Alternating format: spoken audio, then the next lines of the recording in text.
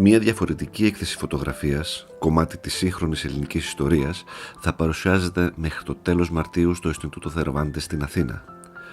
Πρόσωπα χαραγμένα από το χρόνο και από τις τραυματικές εμπειρίες των ναζιστικών στρατοπέδων συγκέντρωσης αποτελούν τον καμβά πάνω στον οποίο η φωτογράφος και εικαστικός Άρτεμις Αλκαλάη έστησε μια αφήγηση για το ολοκαύτωμα και τη συλλογική μνήμη. Πρόκειται για μια σειρά φωτογραφιών που απεικονίζουν Έλληνες Εβραίους οι οποίοι ήταν στα ναζιστικά στρατόπεδα συγκέντρωσης. Είναι γύρω στα 44 πορτρέτα, εκ των οποίων μάλιστα 33 πήγανε στο Auschwitz, στην Πολωνία, ενώ οι 11 ήταν στην Γερμανία, στο Bergen-Belsen, και διασώθηκαν χάρη στις υπεράνθρωπες και ηρωικές προσπάθειες του Ισπανού πρόξενου στην Αθήνα τότε, στην κατοχή, τον Σεμπαστιάν ντε Ρομέρο Ραδιγάλες. Ο Ραδιγάλες, ως ένας άλλος Σίντλερ, κατάφερε με κίνδυνο της επαγγελματικής του σταδιοδρομίας να καθυστερήσει τη μεταφορά περισσότερων από 300 Ελλήνων Εβραίων σεφαραδίτικης καταγωγής στα γερμανικά στρατόπεδα συγκέντρωσης. Τελικά, κατάφερε να επιτύχει την αποστολή τους στην Ισπανία μετά από μια σύντομη παραμονή στο στρατόπεδο του Bergen-Belsen. Παρόλο που το θέμα είναι πολύ βαρύ, για μένα είναι ένας ύμνος στη ζωή. Αυτό που με εντυπωσίασε πάρα πολύ είναι πώς αυτοί οι άνθρωποι που ήταν νέα παιδιά τότε, πώς καταφέραν και επιζήσαν μέσα σε αυτή την κόλαση.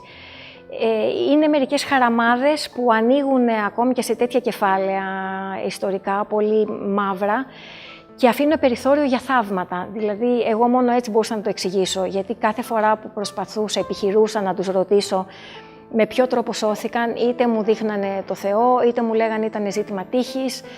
Οι περισσότεροι δεν μπορούσαν να απαντήσουν καν και πραγματικά δεν υπάρχει απάντηση. Οπότε προχωράμε λίγο πιο κάτω και μιλάμε για την δύναμη της ψυχής, για τη δύναμη της αγάπης, της συγχώρεσης πολλές φορές και της απόφασης να βάλουν στην άκρη αυτό το κεφάλαιο και να προχωρήσουν πιο πέρα. Οι περισσότεροι κάνανε μεγάλες οικογένειες με παιδιά, εγγόνια, δυσέγγωνα, και γι' αυτό το θεωρώ ύμνο στη ζωή.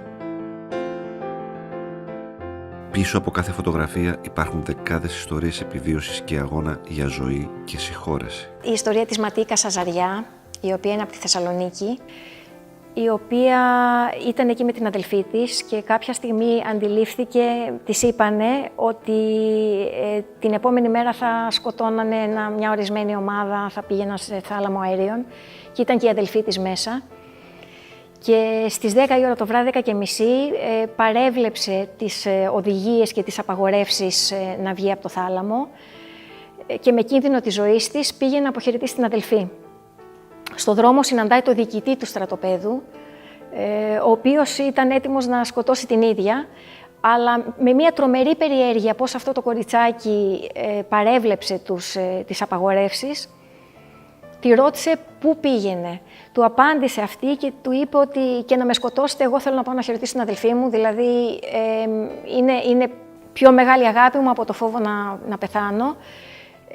Και η αδελφή μου είναι πάρα πολύ γερή γυναίκα και εγώ είμαι στο στρατόπεδο, ράβω γιατί έκανε αυτή τη δουλειά στο στρατόπεδο. Η αδελφή μου μπορεί να με βοηθήσει, να ράψει, να κάνει ό,τι θέλετε εσείς. Ο αριθμός της είναι ο ίδιος με το δικό μου και ο τελευταίος απλώς έχει διαφορά και το είπε στα γερμανικά τον τελευταίο αριθμό.